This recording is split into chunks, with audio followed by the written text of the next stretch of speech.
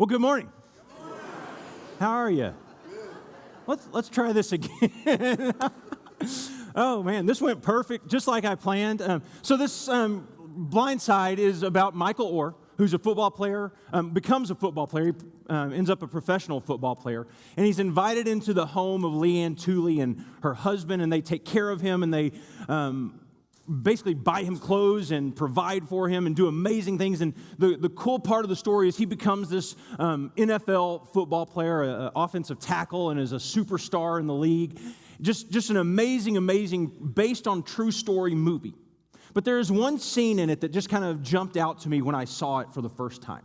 Leanne Tooley, who is Sandra Bullock in the movie, goes over to the birth mom of Michael Oher, and she sits down on the couch, and they're having a conversation of how they have invited Michael in, and they're taking care of him, and they're helping meet his needs, and he's doing so well.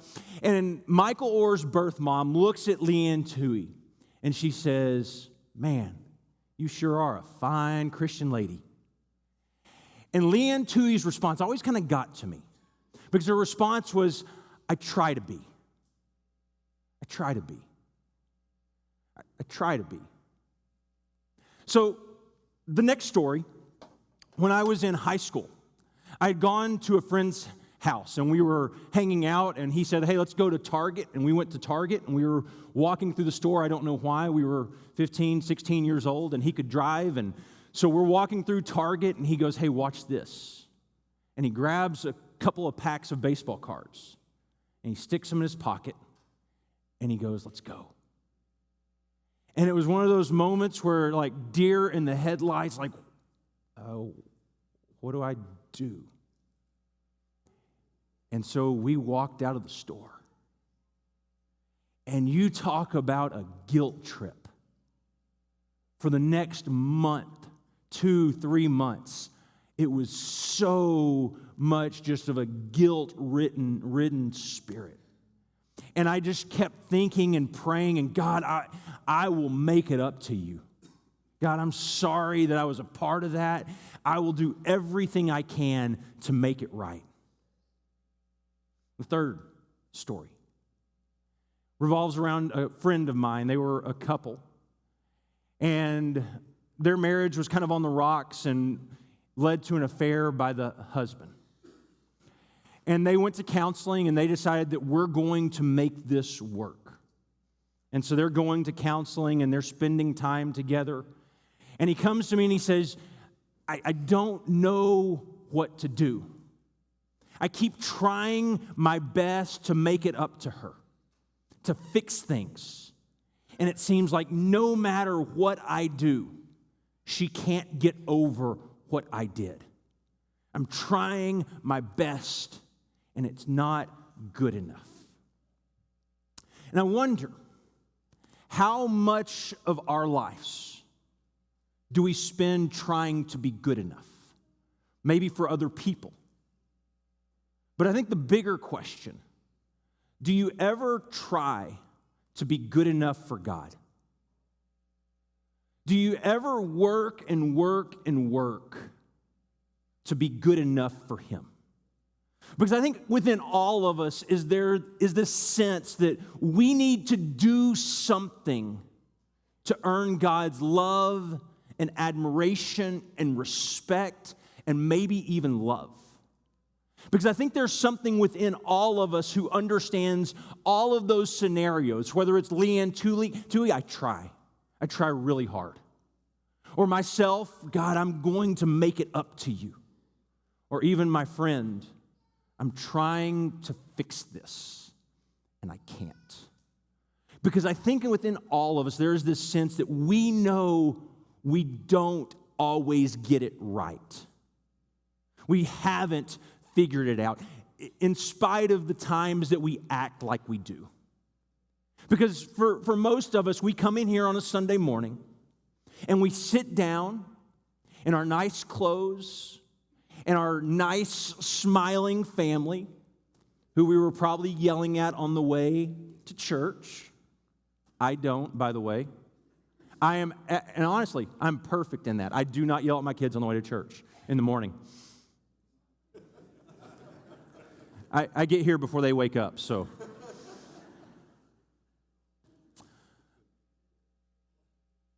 There is a sense where all of us want to be good enough for God. And we want to earn His love. We want to earn His admiration. And I think the Roman church, these Roman Christians, especially the Jewish Christians that he's going to call the weak a little bit later, are sitting in this place with this sense of we are good enough because we have done the big things that matter. We have done the things that matter most. And you have these two groups, the weak and the strong, who sit in opposition for one another. And they're both their beliefs in themselves are causing division. Belief in their own goodness. That they've figured it out, that they've got it right, that they know the right things, that they're right with God because of what they have done. And it causes this divide. And Paul begins Romans in chapter 1 with what I would say is a stereotypical Gentile description. As you start to hear towards the end, in verse 18 through the end of the chapter. And it's stereotypical because in a lot of Jewish literature, there is descriptions very much like this. When you think of the one who's walked away and turned their back on God and who is a liar and sexually immoral and all those things described, that is the stereotypical Gentile. And so as Paul is talking and reading that's being read to them, there's this sense for those who are the weak that are sitting there, that's right, they don't deserve this. And what Paul does at the end is he comes back and goes, no, here's the problem. Every single one of us fit into that category. Every single one of us are a part of that problem. All of us, as he's going to say in chapter 3, have sinned and fall short of God's glory. All of us are part of the problem. And the problem is that you are part of the problem, yet you judge people like you're not part of the problem. You sit in judgment saying that you're not. And so in chapter 4, and chapter 3 and chapter 4 fit very closely together. So in chapter 3 he says, "What then shall we say that Abraham our forefather according to the flesh discovered in this matter?" What is this matter? It is the advantage question. Do we have an advantage because we are Jews? So he's talking again to the weak, to those who are Jewish Christians, who are Torah observant, who are following the law, who are circumcised, who are following the commands and doing all the things that they think they're supposed to do. That's this matter. And he goes on to say, in fact, if Abraham was justified by works, he had something to boast about. So if he had done all that he was supposed to do, he does have something to boast about, but not before God. Where can he boast? In what he's done, but not before God. He cannot boast before him. What does the scripture say? Abraham believed God, and it was credited to him as righteousness. And if we talked about last week, righteousness is this conformity to a standard that is considered to be morally good. Is understood as morally good. Someone who's obeying and who's doing all the right stuff, who looks like they have it all together. That is a person who we would call righteous by the book definition. Someone who follows this good, right, moral standard. But the question is bigger than that, because the question is so loaded with Jewish history. Okay? He says, and here is really the crux of the question. What are we to say then? That Abraham, our forefather in the flesh, which means Jews, found favor, which is righteousness, with God by works. That is, by the circumcision in Genesis 17, which they hoped in, or even offering Isaac in Genesis 22. If that's where he finds his works, then he has something to boast about. So he goes on. And this guy named Abraham, if you are new to this whole Christianity thing, Abraham is kind of a big player in this. Humanity has gone in this tailspin. They have taken God's good creation, as we've said, and they've gone in a direction it was never intended to go. And it ends in this place called Babel, where the language is confused and the people are scattering. And there is this competition to make a name for themselves, to be more important, to be bigger than everyone else. And so we come to Genesis 12, and what God does, he says, I'm going to start this new group of people. And so in Genesis 12, he says, the Lord had said to Abraham, go to your country, your people, and your father's household, to the land I will show you. I will make you into a great nation, and I will bless you. I will make your name great, and you will be a blessing. And I will bless those who bless you, and whoever curses you, I will curse. And all peoples on earth will be blessed through you. So Abraham went as the Lord had told him, and Lot went with him. Abram was 75 years old when he set out for Haran. Can you imagine this story? God comes to Abram at this point. He says, I'm going to make you great. I'm going to give you land. I'm going to give you descendants, and ultimately the Messiah is going to come through you. And this people is going to be different than all the other peoples because this people is going to bless everyone else.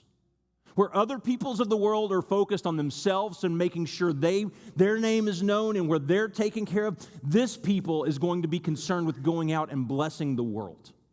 This people will be different. And so he makes this promise to him. And he says that Abram was 75 years old when he began this journey. Can you imagine 75 years old and leaving the life that you knew and everything behind and starting over just simply because God said to? I can't imagine at 40 starting over and leaving everything I knew, just taking my family and just say, we're just going to go start new. We're going to do whatever because I love the comfort of knowing where I am. I love the comfort of knowing my surroundings and how things work. But Abraham goes, and he starts this new life as God tells him, as God's people. And after this, Abraham is concerned. And he says, after this, the word of the Lord came to Abram in a vision. Do not be afraid, Abram. I am your shield. I am your very great reward. But Abram said, Sovereign Lord, what can you give me since I remain childless? And the one who will inherit my estate is Eliezer of Damascus. And Abram said, you have given me no children, and a servant in my household will be my heir. God, you promised me, and I've left, and I've done everything you told me, and here I am, and I don't have any kids. And you promised that I would be a great nation. You promised to give me land, and I'm still wondering. I'm not only wondering, I'm wondering, God, where are you? Where are the kids? When are you going to show up and do what you said? Because at 75, I left everything.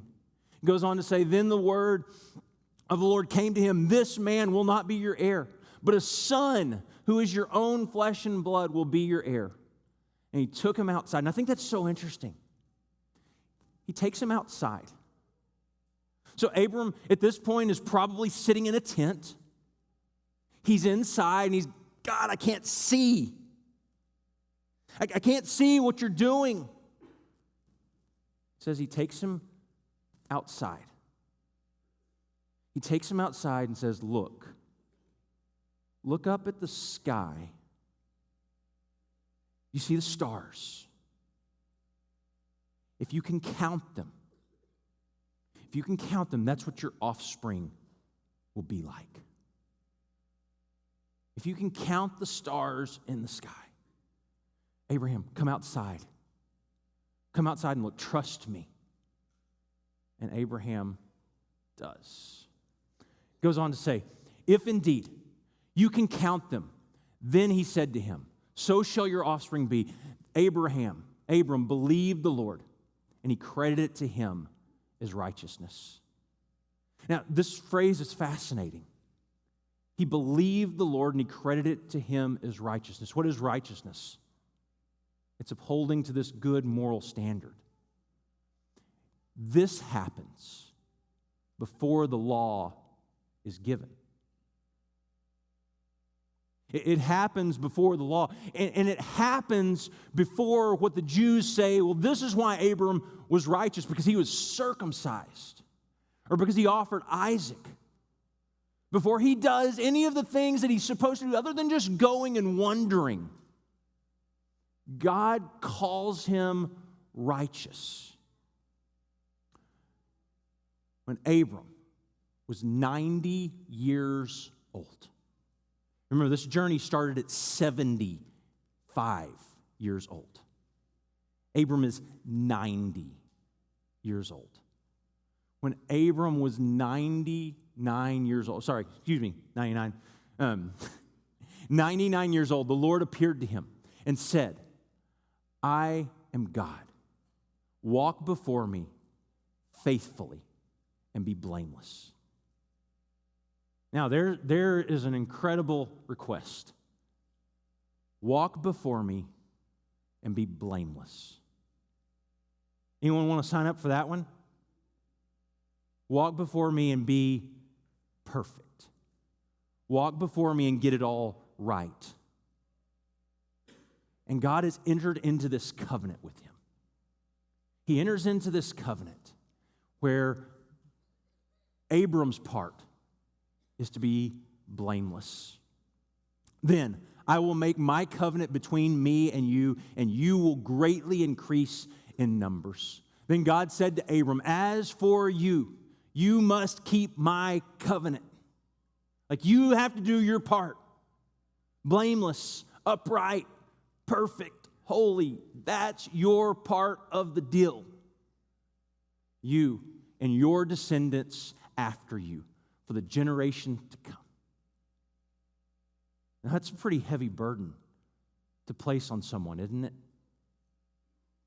Make sure you and your kids and your grandkids and your grandkids' grandkids are blameless and walk before me.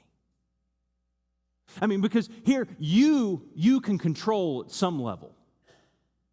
But the generations that come after you, how in the world do you make that kind of impact? And so they enter into this covenant. This is my covenant with you and your descendants after you. The covenant you are to keep. Every male among you shall be circumcised. You are to undergo circumcision, and it will be a sign of the covenant between me and you. Right? This is a sign. This is showing that we belong to the people of God, that we're part of Israel. Can you imagine? Ingrained in their head is for generations to come, generation after generation after generation, is you're to be circumcised. And everyone's to follow this. And then you come to this place in the church in Rome, and Paul says to them, you don't have to be circumcised. Wait, whoa. That is our sign. And it was for generations to come. Can you imagine how difficult this would be for a Jewish Christian to wrap their head around? What do you mean you don't? That's how we do things.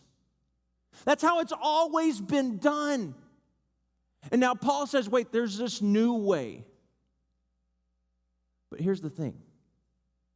It's not really new, because they missed the important part of Abram's story.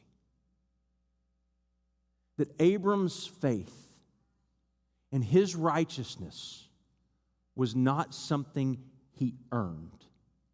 It was something he was given. That righteousness, even going back to Abram, was a gift. Because Abram believed God, right? He believed God. But what did he and Sarah do? Said, we don't see any kids. We're getting older. Sarah says, my womb can't bear a child. Why don't you take our servant? You go and have a child. Then we'll carry God's plan. Isn't it amazing? Like Abram, who believes God, says, well, you know what? We're just going to take matters into our own hands. We don't see God's plan working the way we think it's going to work, so we're just going to go make it work ourselves. We're going to fix God's mistake in the problem.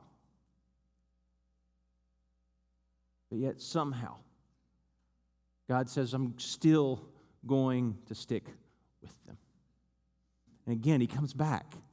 Abram was 99 years old. You think that's a big deal that he keeps saying Abram's age? Abraham at this point? Starts out at 75, he's 99. Do you remember how old Abraham is? He's 99 years old when he was circumcised. And his sons, Ishmael was 13. Abraham and his son Ishmael were both circumcised on that very day, and every male in Abraham's household, including those born in his household or bought from a foreigner, was circumcised with him. Don't you wish you had an invitation to that party?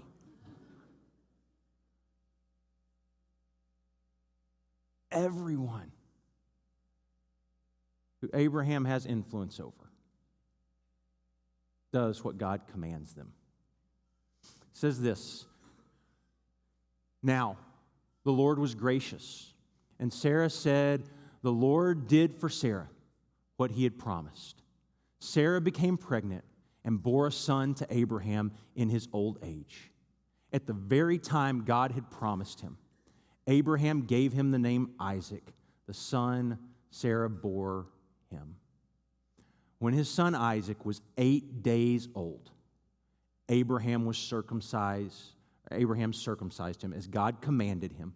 Abraham was 100 years old to him when Isaac was born. Wow. Is that not just this amazing story of what God is doing in the life and the world of Abraham? This old man and his wife at this age when no one could possibly think this was possible. Not only at her age, but she couldn't have children because it says her womb was dead. And yet somehow God brings life out of what everyone else assumed was dead. And then, to top everything off, God asks that you would sacrifice Isaac. So the question is, why is Abraham considered righteous by the Jews? Why would the Jews look at Abraham and say he is righteous? Well, it's because of what he's done. I mean, we can just count off all the stuff he's done. I mean, he left everything. He went and followed. He believed God that he was going to become this great nation. And worst of all, he was going to become this great nation that he would never get to even experience. Because God says, for 400 years, these people are going to live in slavery. They're going to be oppressed. And yet Abraham believes God, and it was credited to him as righteousness. Why, in God's eyes, was Abraham justified? Why was he declared righteous? It was by his radical trust and faith. He believed God, and God took care of him. Now, here's why this matters. Because so many of us spend our lives trying to earn God's love and respect, and there is nothing you need to do. Because God loves you unconditionally. What it was that made Abraham righteous was not his obedience, but it was his faith. But because of his faith, he gave everything in his life to being obedient to God, to trusting in him, to believing in him. And so Paul comes to these Christians who have so much hope and so much faith and so much trust built up in what they've done. And he says in Romans 4, therefore the promise comes by faith, so that it may be by grace and may be guaranteed to all Abraham's offspring. Not only to those who are of the law, not only those who are circumcised, not only those that follow the Torah, not only those who observe the Sabbath, but also to those who have faith of Abraham. Not faith in Abraham, but the faith of Abraham. Why? Because he is the father of us all. He is the father of us all. As it is written, I have made you the father of many nations. See, that's what Abraham believed. He trusted God and he went where God called him. See, here's the big deal. If you have faith in God, God will work through you to build his kingdom. That he does not build his kingdom through you because you're good enough, because you've done it right. And so often we think we need to become someone else to get God's love. And here's the thing, you don't. You don't have to change to get God's love. But what I can promise you, if you will love God and have faith in him, you will become someone else. We work and we work and we work and we try to earn our place with God. We work and we work and we work to try to be good enough. And it only happens through our faith in Jesus Christ. And Paul's going to go on to say just a little bit later that it's faith in this God who raised Jesus from the dead. But not just raising Jesus from the dead. He also raised Sarah's womb from the dead. He raised a son out of a couple who was so far beyond. And there's this really powerful kind of juxtaposition in chapters 1 and chapters 4. Because chapter 1 begins with the stereotypical Gentile. And then chapter 4 is this bookend of this faithful Israelite, Abraham. Haley, can you kind of switch to the very end there where the humans go? I'm going to skip some slides there. So humans ignored God as their creator and life giver, right, in Romans 1. And then Abraham believed in God as creator and life giver. Humans knew about God's power, but didn't worship him as God in chapter 1. Abraham recognized God's power and trusted him to use it. Humans did not give God the glory he was due, chapter 1, and Abraham gave God all the glory. Humans dishonored their own bodies through unnatural sexual relations, chapter 1.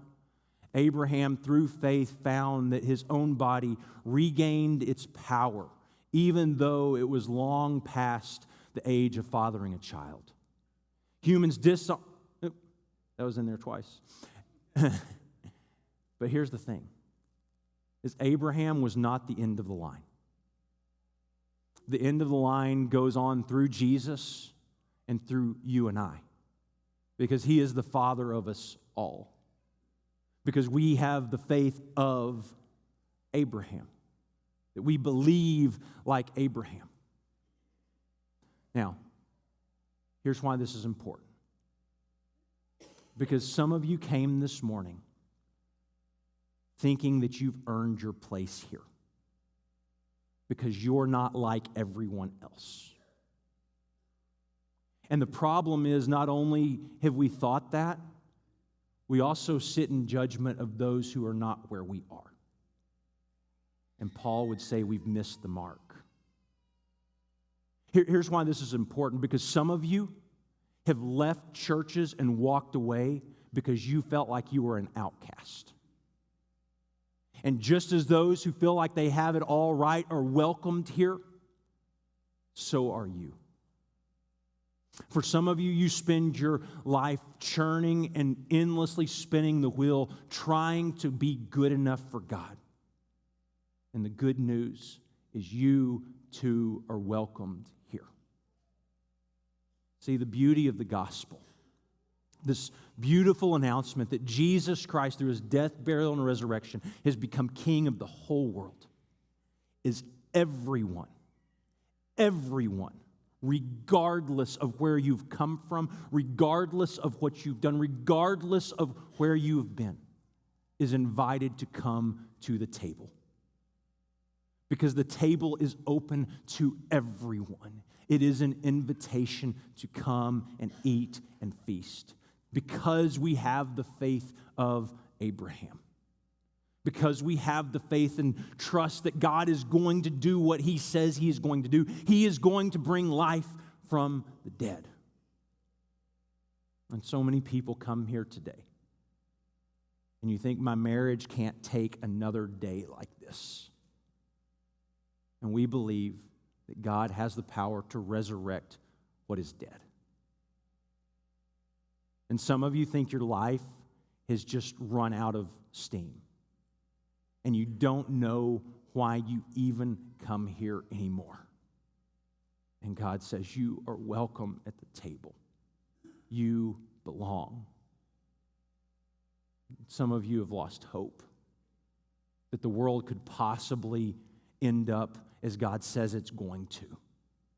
Because all you do is look and see the evil and the despair, and everything looks like it's going to collapse. But we have faith that God is redeeming all things.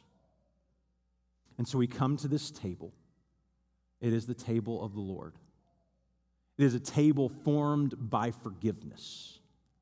It is a table whose invitation is open to all who will have faith in Jesus. And it is a table we celebrate this very uncommon community where all of our differences, all of our wrongs, we gather knowing that we belong and that we should be here. Welcome to the table of the Lord.